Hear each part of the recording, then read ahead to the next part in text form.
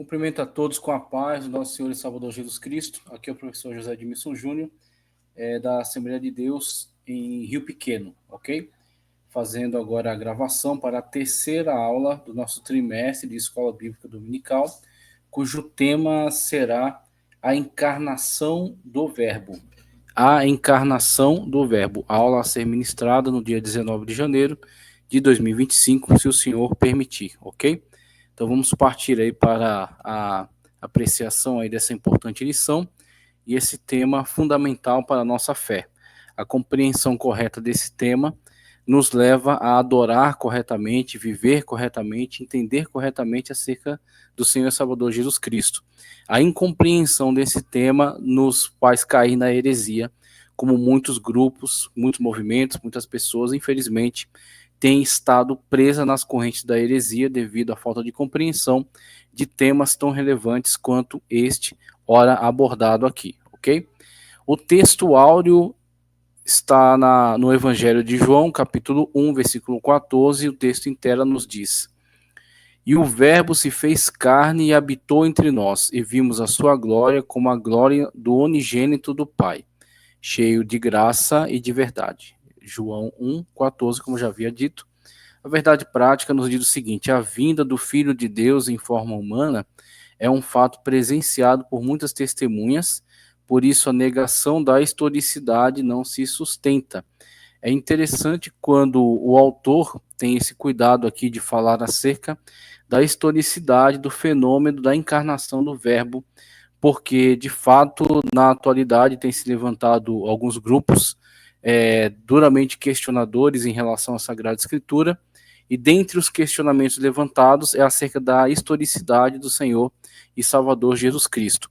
Tal questionamento não se sustenta, não é cabível, porque nós temos, além da própria afirmação das Sagradas Escrituras, que são muito enfáticas nessa declaração, o próprio apóstolo João foi muito enfático nessa declaração com relação à realidade, tá certo? Do Verbo encarnado, do Jesus humano, do Jesus homem, bem como fala acerca do Jesus divino também, e outras testemunhas externas, outras testemunhas que estavam em volta, testemunhas favoráveis e desfavoráveis, ok? Textos de diferentes fontes, como Flávio Joséfo, como Tácito falou acerca da existência de um Jesus que viveu numa província obscura do Império Romano, bem como livros constituídos pelos seus próprios adversários, dentre os judeus que se opunham a Cristo, ao seu ministério, falaram no livro, numa compilação de conhecimento de sabedoria hebraica chamada Talmud, falaram acerca de Jesus, de forma jocosa, de forma agressiva, mas falaram acerca dele. Então, a realidade da presença dele é confirmada por abundantes testemunhas. Testemunho interno, que é o que interessa para nós, o testemunho da própria Sagrada Escritura, bem como testemunhos externos, testemunhos de pessoas neutras, testemunhos de pessoas de fora, que estavam distante ali daquele evento, bem como testemunhas de pessoas discordantes, testemunhas de pessoas que, na verdade, eram opositoras do Senhor e Salvador Jesus Cristo, mas quando acerca dele falaram, serviram todos, né, como testemunhas acerca da sua realidade. Então, pode-se até não crer em Jesus Deus, pode-se até questionar algumas afirmações com relação a ele, mas não se pode negar que Jesus Cristo veio em carne, que Jesus Cristo veio à terra, que Jesus Cristo existiu como uma pessoa humana neste mundo, que andou nesta terra e que realizou grandes, importantes obras para o reino de Deus, ok? É impossível, é inconteste essa verdade. Jesus Cristo veio e esteve entre nós. Então essa é uma verdade que está fundamentada em abundantes testemunhos. Então essa é o primeiro levantamento que queremos fazer em relação àquilo que está sendo analisado nessa importante lição da encarnação do Verbo. Prosseguindo para a leitura bíblica em classe, as orientações aqui estão em 1 de João, capítulo 1, versículos 1 ao 3, também o 4, versículos 1 ao 3 também, e a segunda epístola de João 7, ok? Segunda epístola de João 7. Temos aqui a primeira leitura que nos diz: o que era desde o princípio, o que vimos com nossos olhos. João sempre faz essa transição entre o Jesus Deus e o Jesus homem, o Jesus eterno e o Jesus presente. Ele sempre trabalha com essas especificações, com essas declarações, para deixar claro a amplitude daquilo que ele está falando acerca de Cristo e como Cristo, de fato, ele tem essa envergadura que vai muito além daquilo que nós podemos conceber. Então, João, ele faz esse esforço para falar amplamente acerca do Jesus homem e do Jesus Deus, sempre nas suas declarações. Você vê já essa tentativa aqui, esse esforço. O que era desde o princípio, ok? O que vimos com os nossos olhos, o que temos contemplado e nossas mãos tocaram a palavra da vida. Isso aqui eu acho tão maravilhoso, tão profundo, porque ao mesmo tempo que ele é o verbo divino pré-encarnado, criador de todo o universo, tudo foi feito por ele, sem ele nada foi feito se fez, ele também foi aquele que encarnou, veio até nós, constituiu-se numa forma humana, esteve aqui como homem, mas não em pecado, porque foi feito pelo Espírito Santo de Deus, ok? Ele é chamado segundo Adão por Paulo, nas suas cartas, e João diz, nós podemos tocar a palavra da vida, nós podemos senti-lo, nós podemos estar perto dele, conversar, dialogar, andar com ele, estar na sua presença. E hoje, mesmo que nós não temos o grande privilégio que João teve de tocar na palavra da vida, tocar o verbo divino encarnado, que estava na presença dele, mas nós sentimos intensamente a sua presença conosco, porque foi ele que prometeu e cumpriu, estarei convosco até a consumação dos séculos. Esse Jesus que prometeu cumpre, ele está comigo, ele está contigo, durante a apresentação dessa aula e durante todos os momentos da nossa vida, em que nós rogamos pela sua presença, nós sentimos ele conosco. Então nós temos essa situação que constitui para nós uma demonstração cabal, uma demonstração final da autenticidade da nossa fé. Que a nossa fé ela tem historicidade, mas o mais importante dela, ela é uma fé num Deus presente. Ela é uma fé numa pessoa que está constantemente conosco, que está de fato ao nosso lado. Então nós temos aí esta maravilhosa presença, que é o argumento final. A presença de Cristo conosco é o argumento definitivo, tá certo? Para a autenticidade da nossa fé. Então João enfatiza, nós tocamos a palavra da vida, ele esteve entre nós, nós o vimos, nós conversamos com ele, nós estivemos em sua presença. Aqui como ele diz, porque a vida se manifestou e nós a vimos, testificamos dela e vos anunciamos a vida eterna, que estava com o Pai e nos foi manifestada, estava com o Pai, como ele mesmo orará em determinado momento, pedindo ao Pai que o restitua a glória onde ele estava junto a ele, assentado à destra, como verá Estevão no ato de seu martírio. Então nós temos aí a situação na qual aquele que é o verbo divino pré-encarnado, que está ao lado do Pai, agora está aqui entre nós, como afirma João, nós podemos tocar a palavra da vida, e na sua ressurreição ele garante, estarei convosco até a consumação do século, ok? Então nós temos aí essa glória, né? Essa presença manifestada do verbo divino. O que vimos e ouvimos, isso vos anunciamos. Ele está falando algo não somente por teoria, por ter adquirido conhecimento teórico em livros, ele está falando do que ele viveu. Assim também a mensagem do cristão ela é eficaz quando o cristão vive aquilo que prega.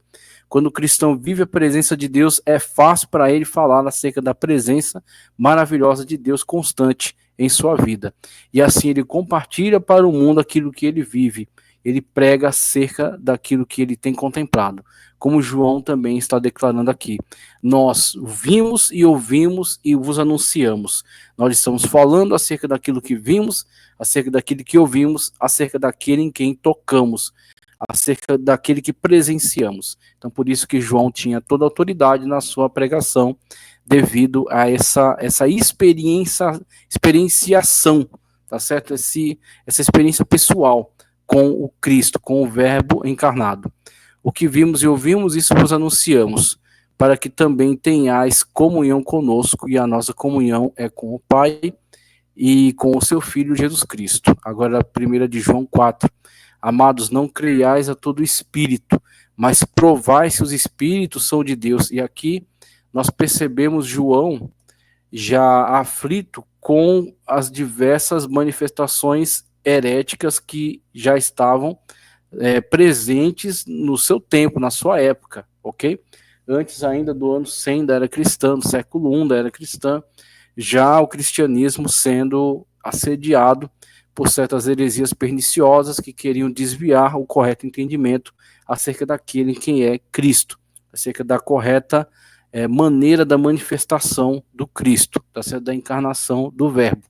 Então, João, já desde essas cartas que ele está escrevendo, levanta esse alerta: não creiais a todo espírito, não seja ingênuo, não vá aceitando tudo que dizem, não vá engolindo tudo aquilo que lhe entregam. Provai os espíritos, analisai, tá certo? Conforme a palavra de Deus, conforme o Espírito de Deus que está em nós, é necessário, é imprescindível a análise, é imprescindível o escrutínio para que nós possamos ter a correta visão acerca daquilo que está sendo proclamado, e assim não venhamos a ser apanhados em ventos de heresias, tá certo? Em ventos de doutrinas falsas que têm arrastado muitas pessoas. Porque já muitos falsos profetas se têm levantado no mundo. E aqui é definitiva a declaração, né? Nisto conheceis o Espírito de Deus. Todo espírito que conversa que Jesus Cristo veio em carne é de Deus. Todo aquele que confessa que Jesus Cristo, todo espírito que confessa que Jesus Cristo veio em carne. Por quê? Era um grande problema na época. Foi uma grande celeuma, foi um grande... Uma contradição para com a ortodoxia, essa afirmação que estava cada vez mais sendo difundida por hereges, tá certo? De uma tendência gnóstica, de um ramo do gnosticismo chamado doquel ou docetistas, tá certo? Os docetistas, dentre eles Cerinto, que habitou em Éfeso, cidade esta que é acreditado que João tenha passado o final do seu ministério ali, escrevendo importantes textos ali.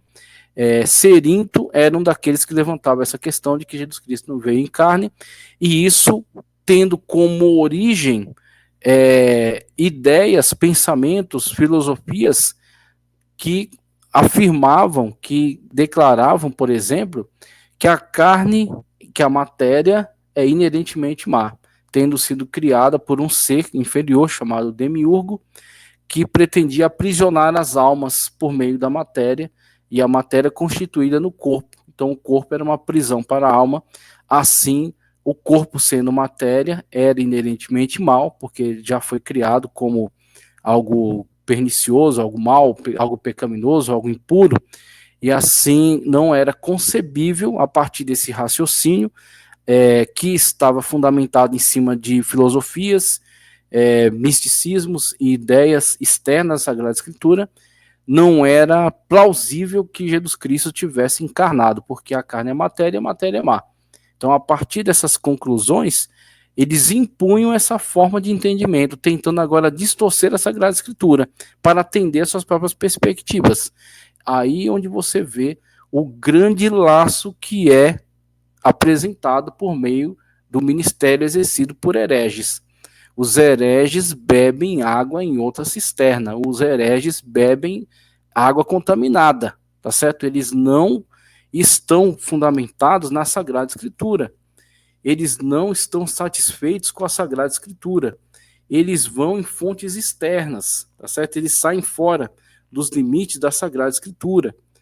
Eles, quando vão nessas fontes externas, se contaminam com essas ideias distorcidas e agora pretendem adaptar a Bíblia a essas ideias. E aí você vê o grande erro cometido por esses hereges, que não é diferente dos erros cometidos pelos hereges da atualidade, nos diversas correntes de de movimentos heréticos que estão acontecendo na atualidade entre nós, que devem ser todos combatidos da mesma maneira, pela palavra de Deus, através da veracidade da palavra de Deus, tá certo? Nisso conhecereis o Espírito de Deus, todo espírito que confessa que Jesus Cristo veio em carne. Por quê? Era exatamente o elemento da declaração de João acerca do ministério, acerca da realidade do ministério exercido por Cristo, que contrastava exatamente com essas heresias correntes na época dele. Então, esse era o ponto nevrálgico. Jesus Cristo veio em carne. Quem não conseguir sustentar essa declaração, você sabe automaticamente que ele é contaminado, ele é afetado pela heresia. A heresia já tomou, tá certo? Já tomou a sua mente. Então, João adotava essa questão de sustentar isso como ponto nevrálgico da sua declaração. Jesus Cristo veio em carne. Se a pessoa não consegue fazer essa declaração, você já sabe que ela está contaminada com essa corrente herética, tá certo? Ou ela vai se arrepender do seu pecado e entrar pelo caminho da verdade, ou ela está perdida. Ou ela prefere continuar no caminho de perdição. E todo espírito que não confessa que Jesus Cristo veio em carne não é de Deus. Então, João é muito claro nas suas declarações, ele não tem meios termos, ok? Todo espírito que não confessa que Jesus Cristo veio em carne não é de Deus, mas este é o espírito do anticristo, do qual já ouvistes que há de vir, e eis que está no mundo. Então você tem aqui a declaração de João, já taxando aqueles que se posicionam de maneira antagônica com relação à revelação da verdade, da encarnação do verbo, de que eles são sim anticristo. E muitas das vezes anticristo tem sido entendido como um opositor a Cristo. Aqui temos o anticristo escatológico, né, que há de se manifestar, mas temos também que entender que anticristo é não somente aquele que está em oposição, mas aquele que quer estar no lugar, aquele que quer substituir a Cristo, também deve ser entendido como um anticristo, aquele que quer substituir a Cristo, se colocar no lugar dele. Segunda de João 7, porque já muitos enganadores entraram no mundo, os quais não confessam que Jesus Cristo veio em carne. Este tal é o enganador e o anticristo. Não confessam que Jesus Cristo veio em carne, a grande celeuma, tá certo? Dessa heresia docetista. E com relação a isso, ele declara que aqueles que assim procedem são anticristo, ok? Estão qualificados dentro dessa terrível declaração aí do apóstolo João, né, com toda essa ênfase com a qual ele aborda esse tema, ok?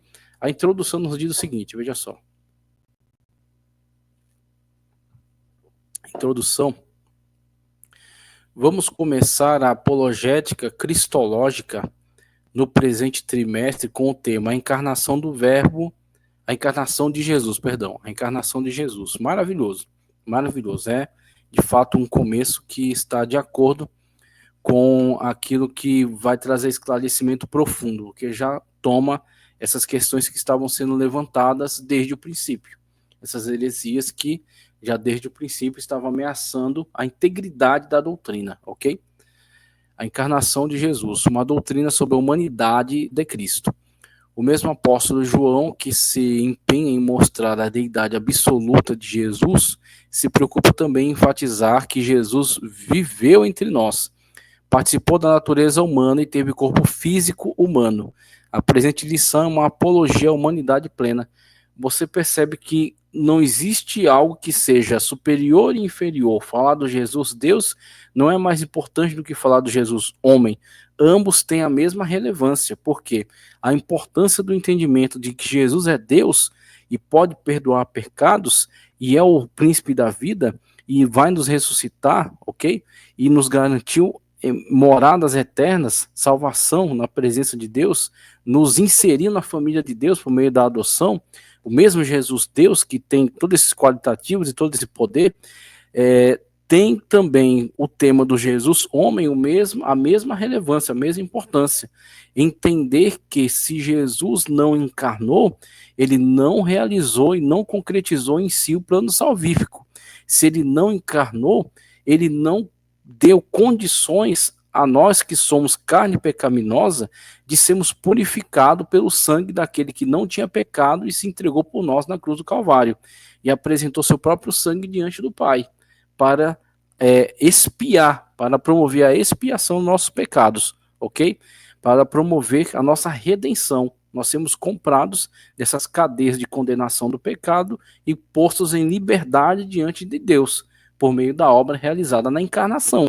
Sem encarnação não há redenção. Não tem como. E sem ressurreição, tudo isso estaria perdido. Se Cristo não ressuscitou, vós permaneceis nos vossos pecados, como disse Paulo. O tema é tão relevante quanto os dois aspectos, o Jesus divino e o Jesus humano. Os dois devem ser analisados com a mesma urgência, com a mesma importância e defendidos com a mesma ênfase. A encarnação do Verbo, bem como a divindade do Verbo, tá certo? A encarnação de Jesus, como ele coloca aqui. Heresias que negam a corporeidade de Cristo. O que é docetismo, né? De doquel, ou aparência. Ter significa ter aparência. Então, ser aparente, não ser real. Ok? Não é, para o docetismo, um ser real. É um ser aparente. Parece ser carne, parece ser um ser humano, mas não é. É apenas uma manifestação, é uma aparência, é um espírito que assim se manifesta, mas que na verdade está apenas ludibriando aqueles que estão em contato com ele. Ele aparenta ser um ser humano de carne, mas ele na verdade é apenas uma manifestação etérea, como eles colocavam, ou um espírito, uma emanação divina, tá certo? E assim manter tudo dentro dessa sua lógica, na qual a matéria é má e a carne é matéria. Sendo assim, Cristo não poderia vir de forma material num corpo, de forma corpórea. Então tudo isso é estipulado, né, ligado, amarrado a essa lógica construída por essas ideias externas, que não pertencem à Sagrada Escritura, tá certo? Então o docetismo vai nessa esteira aí, é uma forma de gnosticismo. Gnose, conhecimento, ok? Mas essa gnose que é manifestada aí nesse meio e que, na verdade, forneceu subsídio a muitos desses hereges, é uma gnose que, na verdade, busca um conhecimento a partir de certos mistérios, a partir de certas seitas que propagavam serem detentoras de certos mistérios, por meio do qual aqueles que adentrassem, se tornassem seus seguidores, se tornassem seus discípulos, iriam promover a sua salvação por meio desse conhecimento secreto. Então você tinha aí esse grande movimento gnóstico, que era bastante sincretizante, aproveitava de diversas fontes de outros misticismos ligados a outras religiões, e assim, aproveitando essas ideias, constituía a sua gnose, o seu conhecimento secreto, que era difundido somente aos iniciados. Dentre eles, essa corrente de pensamento, a chamada docetismo, que lidava com essa questão da aparência, de Jesus não ter um corpo verdadeiro, um corpo autêntico, um corpo humano, um corpo de carne, mas apenas uma aparência, ok? Para que possa, então, atender nessa sua perspectiva. É sempre a ideia do homem tentando fazer com que a Bíblia ceda às suas perspectivas. É fazer a Bíblia caber na sua teologia e não a sua teologia se submeter à Bíblia. Sempre que acontece essa inversão, nasce uma heresia. Sempre que acontece essa inversão, nasce uma heresia. Você se apaixona por uma ideia que é antibíblica, você adapta a Bíblia a essa ideia, você criou uma heresia, tá certo? O docetismo é a mais antiga heresia da história da igreja e consiste em negar que Jesus tivesse tido corpo físico humano. Sua humanidade era simplesmente uma aparência como um fantasma, tá certo? Como um holograma, como uma aparição. Era por aí que eles caminhavam. Então esse tipo de afirmação negava completamente, destruía totalmente todo o plano salvífico da encarnação, por meio do qual Jesus se torna o segundo Adão. No primeiro Adão, todos caíram. No segundo Adão, todos podem vir a ser salvos por meio do sacrifício vicário, substitutivo de Cristo na cruz do Calvário, entregando o seu corpo, que é santo, que não tem pecado, em prol dos pecadores, assim nos imputando a sua justiça. Como que acontecerá a imputação dessa justiça se Jesus não foi um ser humano de carne, mas apenas uma aparência, e colocando na cruz um sósia, como a gente vai ver aqui, daqui a pouco a declaração de que Jesus, no ato em que Simão Cirineu é constrangido a lhe ajudar a carregar a cruz, ali ele, segundo essas declarações falsas, tanto do Alcorão quanto desses docetistas, o Alcorão deve ter tomado empréstimo dos docetistas da época, o Simão Cirineu foi meio que transfigurado na aparência de Cristo, assim foi crucificado no seu lugar. Então, são afirmações absurdas, ok? Que não tem sustentação na Sagrada Escritura. Os seguidores dessa heresia, o que os docetistas ensinavam sobre Jesus? Os seguidores dessa heresia ensinavam muitas coisas fora das Escrituras, guarde essa afirmação, ensinavam muitas coisas fora da Escritura, guarde essa afirmação, porque essa afirmação vale ouro, ok? Quando você vê um livro que está escrito embaixo, outro evangelho de Jesus Cristo, despreze, isso é fora da Escritura. Quando você vê pessoas impondo ler o livro de Ellen G. White, recuse, isso é fora das Escrituras. Nós temos essa declaração de fé aqui, ó, ok? Só que ela não é sagrada, ela não é inspirada pelo Espírito Santo, ela é apenas uma declaração de fé, que é a expressão de especialistas que, analisando a Sagrada Escritura, constituem esse documento. Esse documento é a igreja tomando uma posição, dizendo, ó, nós nos posicionamos dessa maneira em relação a essas doutrinas, ok? Eu acho isso muito honesto, a igreja declarar para o mundo qual é o posicionamento que ela toma enquanto grupo em relação a essas verdades, essas doutrinas. Mas isso aqui não é cânon, ok? Isso aqui não é cânon. Isso aqui é cânon. Isso aqui é sagrado, isso aqui é revelado, tá certo? Fora das escrituras. Toda vez que você pegar coisas de fora da escritura para tentar impor na Sagrada Escritura, você vira um herege. Você se torna um heresiarca. E você dá à luz a uma heresia. E leva pessoas para o inferno com isso. Então é muito sério quando você começa a se apaixonar por ideias fora da Escritura. Essa afirmação foi extraordinária. A palavra de Deus. O nosso enfoque destaca a humanidade de Jesus como verdadeiro homem. Lucas descreve um começo muito humano. Jesus teve parentes e amigos, Zacarias e Isabel, José e Maria, vizinhos e primos, pastores, Simeão, Ana, isso sem contar com o relato sagrado de sua família, que enfoca o seu desenvolvimento físico, intelectual e espiritual, ou seja, um ser humano. Deus e homem. Plenamente Deus, plenamente homem.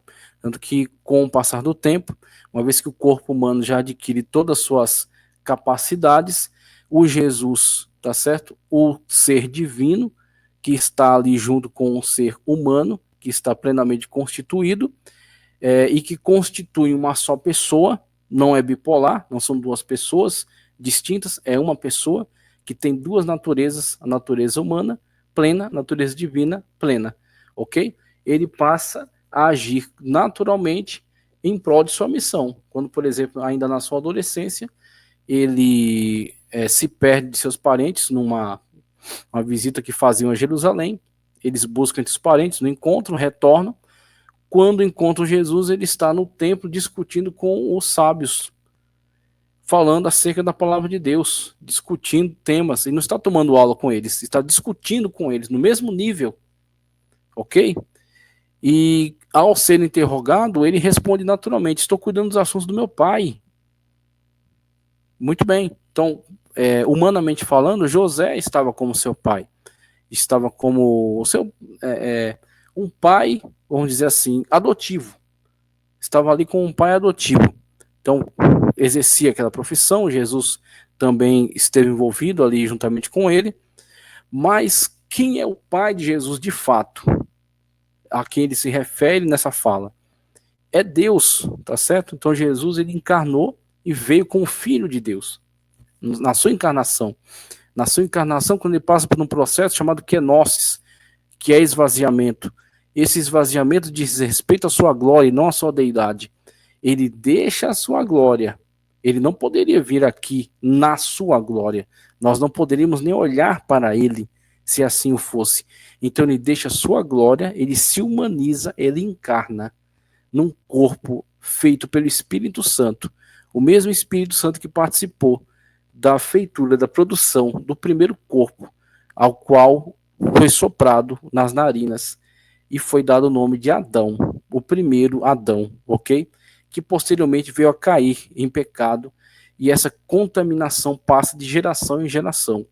Posteriormente, na plenitude dos tempos, o Espírito Santo que esteve ali no ato criador em Gênesis é o mesmo Espírito Santo que desenvolve no ventre de Maria o corpo desse que é o segundo Adão, ok? Então temos ali o humano e divino plenamente unidos em uma pessoa. E aí, nessa união, a situação da kenosis, no qual Jesus vem e apresenta-se como filho de Deus. Ele é o filho de Deus, ok? E estará submetido às suas ordens, à sua vontade, até quando ele cumprir o seu ministério, disser, está consumado, e posteriormente à ressurreição, ser assunto aos céus e estar novamente restituído à glória ao lado do Pai, ok? Então você tem aí essas nuances, essas características fundamentais, importantíssimas, e falando acerca da humanidade, todas essas conexões, demonstrando uma vida humana normal, uma vida humana comum, uma vida humana, tá certo, em todos os seus aspectos.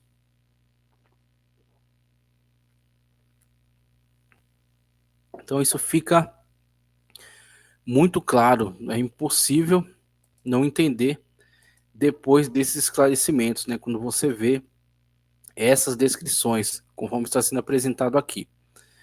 Seguindo adiante, deixa eu chegar aqui. Isso, vamos lá. Terceiro subtópico, o que os principais docetas dizem sobre Jesus? 3 dos principais heresiarcas negavam que Jesus Cristo tivesse vindo em carne. Cerinto, que está ligado ao contexto do apóstolo João em Éfeso, negava o nascimento virginal, acerca do qual acabei de dar declarações importantes. Isaías diz, uma virgem conceberá. Ele aplica o termo almar, do hebraico, que para alguns especialistas deixa ambíguo, porque pode ser virgem ou jovem apenas. Mas Mateus resolve a questão quando ele aplica partenos. E aí, mesmo que almar do hebraico não seja tão específico, partenos é. Ou seja, aquela que não teve contato ainda com o varão, com o homem, não concebeu por meio de um contato sexual. Partenos, que é aquele empregado por Mateus que lê Isaías. Ele lê Isaías e ele diz, esse é o cumprimento. O cumprimento é em Cristo, é Emanuel, aquele que foi anunciado pelo Espírito Santo, tá certo? Que viria, Maria conceberia, se foi dado a ela essa missão singular, a irmã Maria recebeu uma missão singular na história. É o ser humano mais privilegiado do mundo, que recebeu a maior das missões, que é levar em seu ventre o Filho de Deus. E aí, dando à luz, você tem então o Jesus plenamente Deus e plenamente homem, que estará agora exercendo essa missão, ok? Então você tem essa situação extraordinária, né, conforme nós presenciamos aí nos evangelhos, nos textos sagrados. Então Cerinto negava isso, não suportava essa ideia, não suportava essa declaração. Mas vamos em frente aqui, vamos ver. Ele foi contemporâneo, sim, Cerinto negava o nascimento virginal de Jesus Cristo e ensinava o docetismo. Ele foi contemporâneo do apóstolo João em Éfeso. Saturnino, principal representante do gnosticismo, como eu falei, a grande sacola do gnosticismo que reunia dentro de si diversas manifestações heréticas e místicas de várias religiões espalhadas pelo mundo, que acabavam convergindo ali por causa das rotas comerciais, então havia um entrelaçamento dessas ideias e muitos desses mestres gnósticos, aproveitando essas diferentes concepções, formulavam então a sua escola, declaravam ser detentores de importantes segredos que poderiam promover o desenvolvimento espiritual daqueles que fossem adeptos, daqueles que se tornassem iniciados, ok? Então, com esses iniciados que certamente lhes forneceriam o dinheiro, o sustento, ok? Então você tem aí essa prática, né, esse sistema. Saturnino, principal representante do gnosticismo sírio, ensinava que Jesus Cristo não nasceu, não teve forma nem corpo, foi simplesmente visto numa forma humana. Visto numa forma humana. João nega isso de forma veemente, de forma cabal. Ele diz: se alguém não confessar que Jesus Cristo veio em carne, este é o anticristo, certo? Foi simplesmente visto numa forma humana em mera aparência. Marcião, esse Marcião é muito importante porque esse Marcião ele tenta não somente apresentar essa sua concepção herética, mas ele chega a propor para alguns bispos da igreja que adotassem um cânon que ele estava selecionando. Nesse cânon ele excluía o Antigo Testamento, porque eles entendiam que a revelação acerca do Deus veterotestamentário batia com a descrição que a mitologia grega fazia do demiurgo. Então eles entendiam que o Deus do Antigo Testamento era o demiurgo, era um Deus mau, irado e vingativo, ok? Então ele rejeitava o Antigo Testamento, rejeitava todo esse material textual e pretendia aproveitar apenas as cartas de Paulo e algumas falas de Cristo e descartar todo o restante do conteúdo canônico. Então essa foi uma tentativa de Marcião, já nessa época, que defendia essa heresia docética também, ok? Que foi veementemente rejeitado. Foi rejeitado, e depois dessa rejeição, a igreja, para proteger a integridade do cânon, passou a constituir algumas listas de livros canônicos. Dentre elas, teve uma importante que foi achada, deixa eu ver se eu vou lembrar o nome, o cânon muratoriano. Ludovico Muratori encontrou numa antiga biblioteca uma lista dessa de livros canônicos. Depois de ser submetido a teste de carbono 14, foi constatado que de fato era um material antiguíssimo, dos primeiros séculos da era cristã, ok? E era uma lista de livros canônicos que foi compilada exatamente em resposta a essa tentativa de Marcião de estabelecer um cânon a partir dessa sua concepção herética, tá certo? Marcião é outro heresiarca que negava ser Cristo verdadeiramente humano, mas quanto ao seu corpo, não se sabe se, na opinião dele, era apenas uma aparência ou uma substância etérea, tá? No entanto, a Bíblia declara de maneira direta que Jesus nasceu, mencionando até mesmo local Belém de Judá, da Judéia, tá? A época de César Augusto, imperador romano, Lucas 2:1. A Bíblia fala também acerca do corpo físico de Jesus, João 2:21. Então nos dá coordenadas. A historicidade da Bíblia é extraordinária, tanto que Cyril William James, que era um adepto, tá certo, de Fernando Christian Bauer, um importante teólogo daquilo que podemos chamar de teologia liberal, ele parte para as terras mencionadas em Atos dos Apóstolos com a certeza de que aprovar a invericidade daquelas declarações, daquelas descrições de itinerário. Quando ele faz o itinerário seguindo as orientações do Dr. Lucas descritas em Atos, ele percebe com que nível de historiador ele estava lidando, que de fato era um homem de altíssimo calibre profissional, tá certo? Que de fato estava falando com veracidade em toda a sua descrição. Então ele passa a ter um respeito pela Sagrada Escritura como um livro canônico e, na verdade, vem a ter uma transformação na sua fé, adotando agora uma fé na veracidade, na autenticidade, na autoridade da Sagrada Escritura, a partir dessa experiência. E você vê isso em todas as descrições, o cuidado que a Sagrada Escritura tem de fazer, de dar essas coordenadas, foi no tempo de tal, foi em tal lugar, com tais testemunhas. Então isso é extraordinário, como Deus, como Espírito maravilhoso, Espírito Santo, ele tem todo esse cuidado de dar para nós, conferir para nós, né, comunicar para nós essas coordenadas que servem também como fortalecimento do argumento. Não para nós que não precisamos, mas para aquele que necessitar de ter essas declarações que fortaleçam a veracidade, a fidedignidade. Então eles encontram na Sagrada Escritura exatamente isso, esse cuidado ao dar essas descrições e dar também essas coordenadas que dão mais veracidade, né, que garantem mais veracidade. O que era desde o princípio? Os evangelhos de Mateus, Marcos e Lucas são sinóticos, aqueles que olham na mesma direção. Aí João tem uma outra abordagem, uma outra perspectiva. Apresentam Jesus ressaltando seus aspectos humanos. Então, muito daquele ministério exercido por Jesus na sua forma humana, quando caminha por todo o território ali de Israel com seus discípulos, fazendo a obra de Deus, pregando, ensinando, expulsando demônios.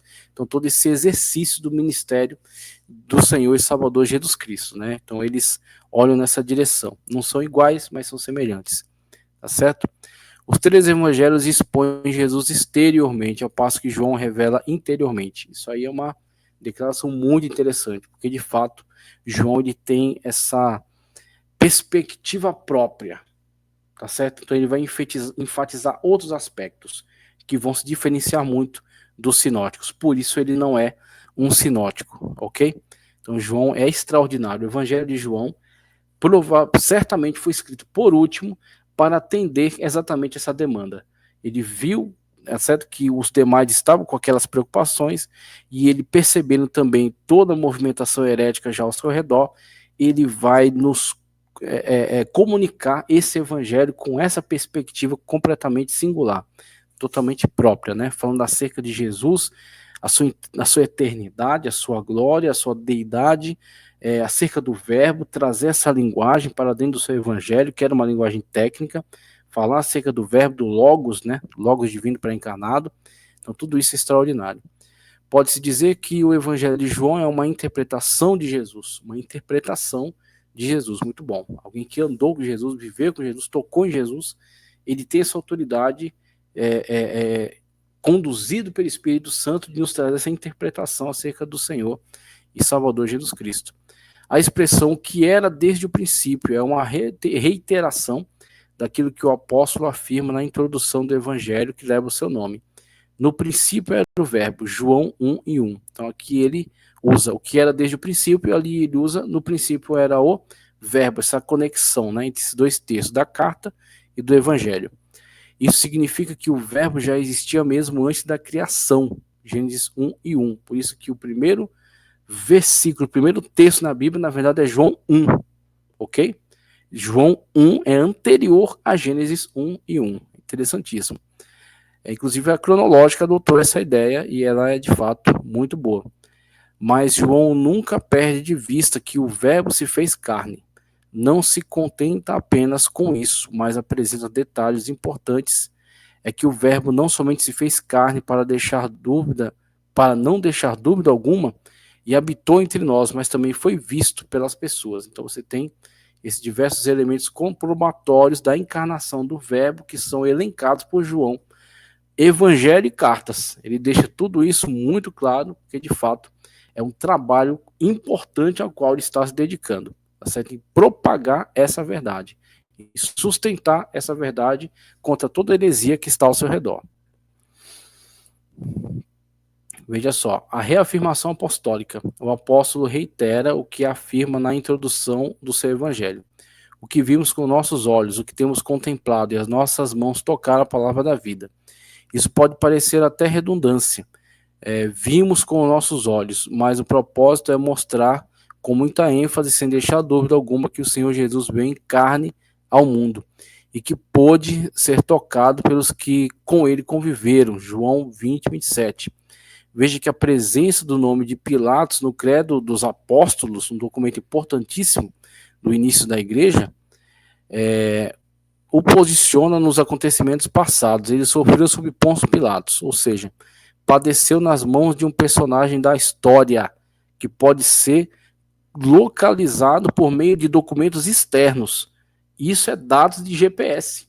Dizer, estava no tempo de fulano de tal. Pronto, e fulano de tal pode ser localizado em outros textos que não tem nada a ver com esse.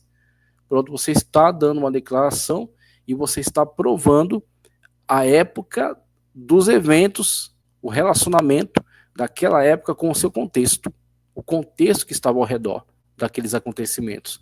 Isso é importantíssimo. Ou seja, padeceu nas mãos de um personagem histórico, logo o Senhor Jesus só pode também ser alguém da história. E com essa ênfase, o que fica muito claro é: você não pode e não precisa, tá certo, depender de elementos externos da Sagrada Escritura. O que você deve e pode fazer é estudar outras ciências, outros elementos, tá certo? Que venham corroborar, que venham ilustrar, que venham ampliar e que possam trazer mais entendimento. Então, com isso, você pode agregar. Você agrega quando você busca informações de outras fontes que vão compor um quadro maior, mas isso sem afetar, isso sem se intrometer no conteúdo do texto bíblico, tá certo? Porque Paulo disse: você interpreta coisas espirituais com coisas espirituais, bem como nós podemos trazer isso para a Escritura, dizendo que a Escritura se interpreta com a Escritura. A Bíblia é a máxima intérprete de si mesma. É o maior exegeta, o maior intérprete da Bíblia é a Bíblia, tá certo? Comparando coisas espirituais com coisas espirituais, comparando texto com contexto, e assim você eliminando qualquer pretexto de distorção, quando você se atém a essa análise profunda do texto bíblico, comparando textos com textos e entendendo todo o contexto no qual ele está sendo apresentado para você, ok? Então, esse é o mais fundamental, porque quando você se submete à verdade que está sendo declarada na Sagrada Escritura, você compreende a manifestação da encarnação do Verbo. Você entende a relevância disso. Se você se perde nessa relevância, você vai ser mais um daqueles que abaixam a cabeça e se submetem para ideias heréticas que vêm de fora, ventos de doutrina. E assim você vai sendo enganado e posteriormente enganando a outros, ok? E aí você tem visto a destruição que isso tem causado no meio evangélico da atualidade. A destruição de pessoas que se submetem a ideias externas, se apaixonam por elas e tentam enfiar isso dentro da Sagrada Escritura. E você vê diversos tipos de ideias que têm, de fato, trazido escândalo. A teologia da prosperidade é um escândalo, tá certo? O comportamento de certos líderes que são tidos hoje como coaches evangélicos são escandalosos, tá certo? A forma como eles têm analisado a Sagrada Escritura e chegado a certas conclusões acerca dela podem ser enquadradas naquilo que Paulo alerta com relação a esperar em Cristo somente para essa vida. E ele diz: aqueles que esperam em Cristo somente para essa vida são os mais miseráveis dos homens. Então muitas pessoas têm se tornado extremamente miseráveis. Por quê?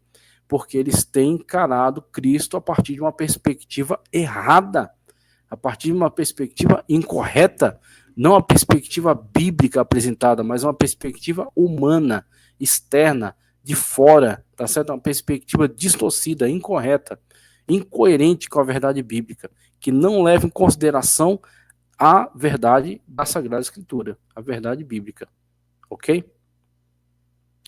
Uma crença herética. João viveu seus últimos dias na cidade de Éfeso, que era a cidade de Cerinto. Então isso aqui é elemento da tradição, mas é bastante forte.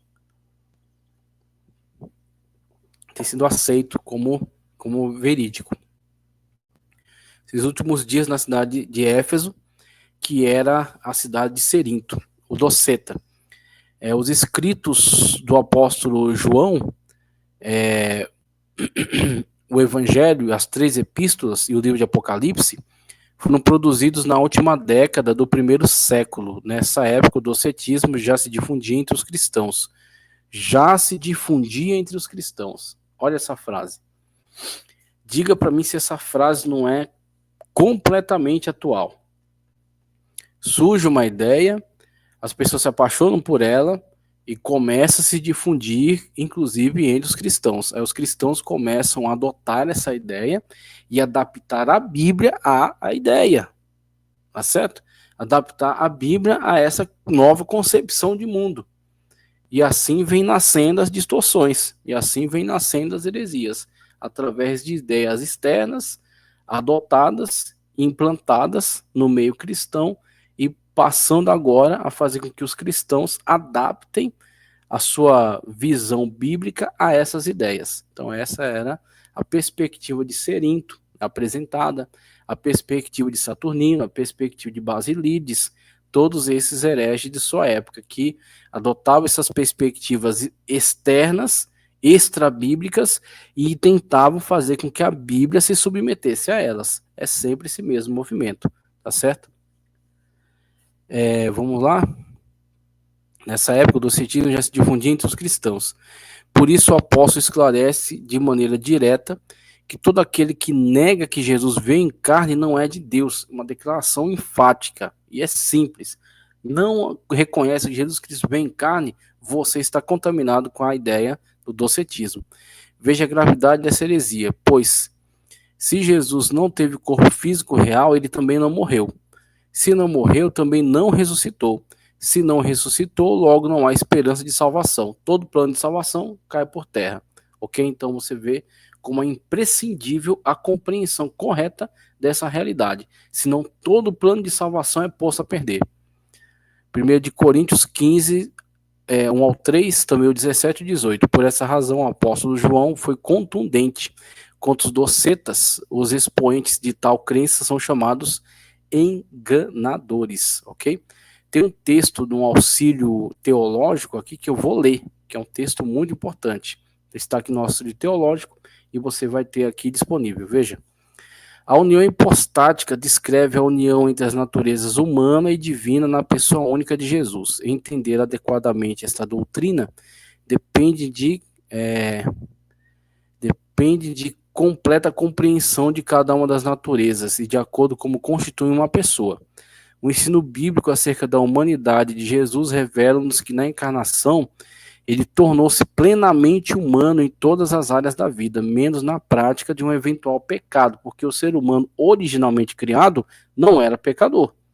Ele foi criado também sem pecado, mas ele, fazendo um mau uso de sua liberdade, cai naquela sedução, então se vê agora pecador, pecaminoso, tendo esse elemento pecaminoso dentro de si e comunicando isso à sua geração, ok? Mas a criação não foi em pecado. Uma das maneiras de nos convencermos da completa humanidade de Jesus é esta. Os mesmos termos que descrevem o próprio Jesus, vamos ver aqui, que descreve aspectos diferentes da humanidade, também descreve o próprio Jesus. Por exemplo, o Novo Testamento frequentemente usa a palavra grega pneuma, espírito, para descrever o espírito do homem, e a mesma palavra empregada para Jesus. Ele mesmo aplicou a si pneuma, quando na cruz entregou o seu espírito ao Pai e expirou. Aí temos um texto interessantíssimo de Stanley M. Orton. Recomendo a todos que adquiram a Teologia Sistemática de Stanley M. Orton, tá certo? Ele falando acerca de como o verbo divino pré-encarnado se humaniza e adquire para si todos os elementos constituintes da natureza humana. Então, formando então duas naturezas em uma só pessoa, divina e humana. Como essas heresias se revelam hoje? Quanto ao nascimento virginal de Jesus, subtópico 1, há movimentos que negam o nascimento virginal de Jesus, como os mórmons, veja aqui quem estão presentes, entre estes que têm negado o nascimento virginal, os mórmons, a Igreja da Unificação, tá certo, do coreano, ensinam que ele não foi gerado pelo Espírito Santo. Negar a concepção do nascimento virginal de Jesus é uma das marcas desses movimentos. E isso atenta contra a natureza, tá certo? Imaculada. Jesus Cristo é o Cordeiro de Deus que tira o pecado do mundo. Sendo assim um Cordeiro imaculado, que não foi maculado pelo pecado, pela contaminação. Então, atenta flagrantemente contra essa verdade. É o ensino moderno de Cerinto e seus seguidores. A Bíblia anuncia de antemão a concepção e nascimento virginal de Jesus desde o Antigo Testamento e seu cumprimento histórico no Novo Testamento. Aqui ele cita Isaías 7,14 e o cumprimento histórico em Mateus 1, 18, 20. Aquela questão de que Isaías usará ao mar, mas Mateus usará Pártenos. Então, na perspectiva bíblica, existe e cumpriu-se, concretizou em Cristo o nascimento virginal. Se você tem alguma dificuldade com isso, o problema é seu. Essa é a questão. A Bíblia não precisa fazer você entender. Se você não quer compreender ou não quer aceitar, o problema é seu, mas a verdade é essa. A verdade é que Jesus nasceu de forma virginal, ok? Que Maria estava apartada de José quando o Espírito Santo produziu nela o corpo de Jesus, aquele que veio a ser o segundo Adão, gerado sem pecado, ok? Então essa é a realidade. Jesus foi gerado pelo Espírito Santo. O anjo Gabriel disse a Maria: descerá sobre ti o Espírito Santo, e a virtude do Altíssimo te cobrirá com a sua sombra. O Espírito de Deus, o Espírito que é Deus, o Espírito que é o Deus de Maria. E disse: você foi escolhida para essa missão, a grande honra que foi dada a ela, e o Espírito que é Deus produziu nela o corpo de Jesus. Então ali estava no ventre dela o corpo, tá certo? Que foi gerado pelo Espírito Santo e que veio a deter em si as duas naturezas, a divina e a humana, ok? Quanto à morte e à ressurreição de Cristo. Quanto à morte e à ressurreição de Cristo. Subtópico 2. O heresiarca gnóstico do Egito, Basílides, que eu já citei, tá certo? Basílides, negava a crucificação de Cristo. Dizia que Simão, o Cirineu, transfigurou-se e foi equivocadamente crucificado, o que o populacho o tomou por Jesus. Assim sendo, Cristo apenas presenciou a crucificação de Simão. Isso é algo tão canalha, tão absurdo uma afirmação dessa, porque que Jesus seria esse que transforma o cara no seu sósia, vê ele se crucificar no seu lugar e tá tudo bem? Assim, as heresias desrespeitam a natureza de Deus. As heresias atentam contra a natureza de Deus, colocando Deus como uma pessoa mentirosa, uma pessoa falsa, como o Voz da Verdade faz com a sua heresia monofisista, dizendo que tudo é Jesus. Então Jesus é o Pai, Jesus é o Espírito, Jesus é Jesus. Então Jesus ele fica fingindo que é o Pai, depois ele finge que é o Espírito, depois ele vai e assume que é o próprio Jesus mesmo. Que heresia absurda, que heresia ridícula. E eles continuam sustentando isso na atualidade. E é uma pena que as músicas dele têm grande aceitação, porque sustenta o ministério deles. Você sustenta hereges, ok? Adquirindo material do Voz da Verdade. Você dá dinheiro para eles continuarem pregando a heresia e blasfemando da Trindade. Aí você vê o que você quer fazer com isso. Assim sendo, Cristo apenas presenciou a crucificação. Olha que absurdo.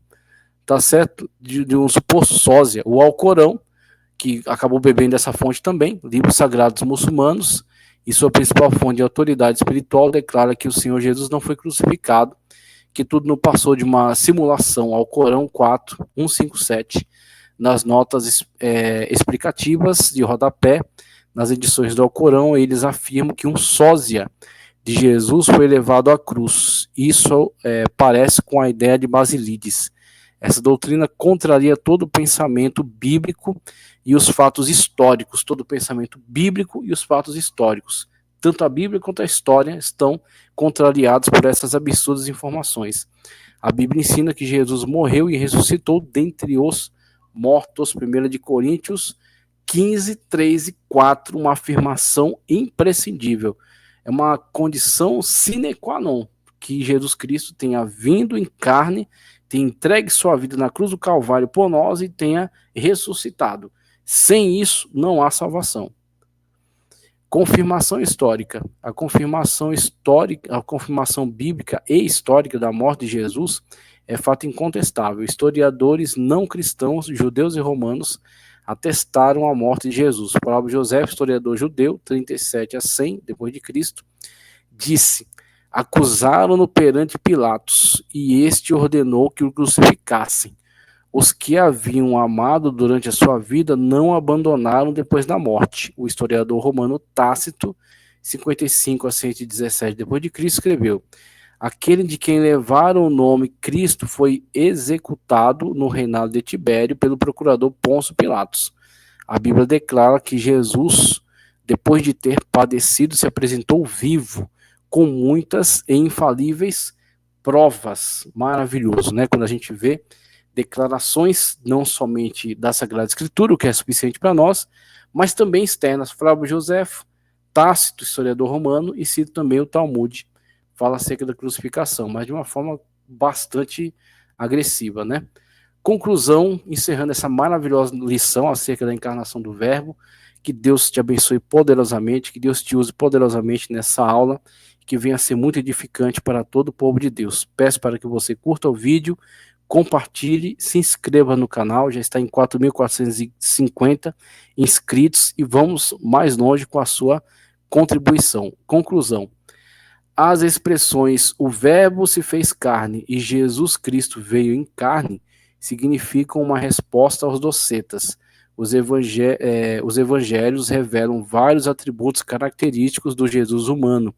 Ele foi revestido do corpo físico, porque o pecado entrou no mundo por um homem e pela justiça de Deus tinha de ser vencido por um ser humano. Tudo aquilo que não foi admitido por Cristo na sua encarnação não foi salvo, tá certo? Jesus salvou a humanidade por meio da sua crucificação, porque ele veio em carne e admitiu para si mesmo, caiu sobre ele o pecado, tá certo? Ele é aquele que nos traz a cura para essa enfermidade. O castigo que nos traz a paz estava sobre ele, ok?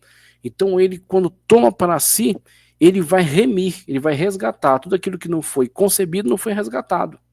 Então a humanidade só pode ser resgatada no Cristo, que é o resgate por ela, que se deu em resgate em seu favor, tá certo? Que derramou o sangue da expiação, que apresentou ele diante de Deus e que tornou Deus propício a nós, imputando a nós a sua justiça e nos colocando dentro do âmbito da família de Deus, nos tornando salvos na pessoa bendita dele.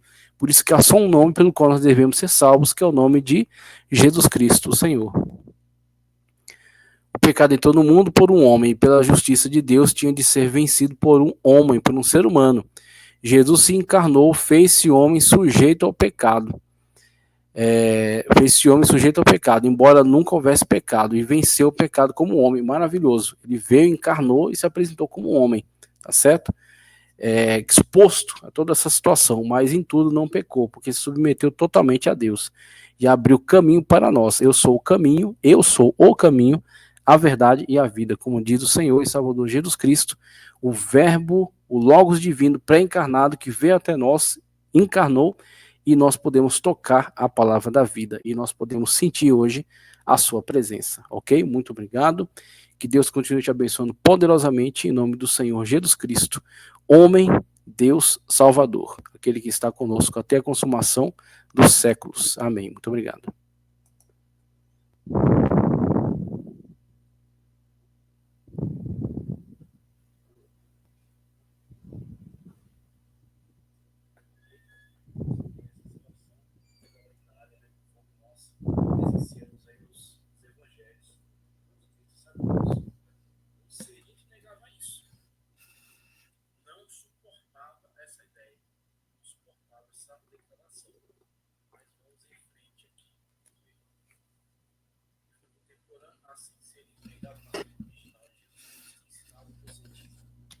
Ele foi contemporâneo do apóstolo João em Éfeso, Saturnino, principal representante do gnosticismo, falei, grande